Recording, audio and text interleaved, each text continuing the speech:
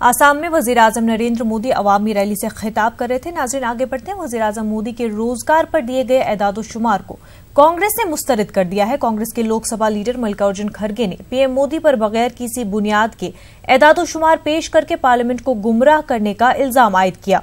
गुलबर्गा में मीडिया से बात करते हुए खड़गे ने सवाल किया कि अगर रोजगार सबको मिल रहा है तो जीडीपी क्यों कम है।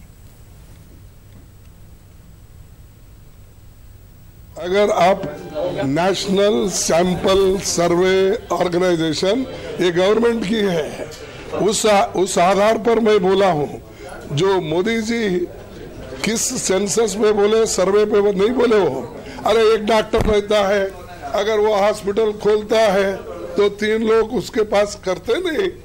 एक पकोड़े का दुकान लगाता है, उसके पास 2 लोग तो काम करते नहीं।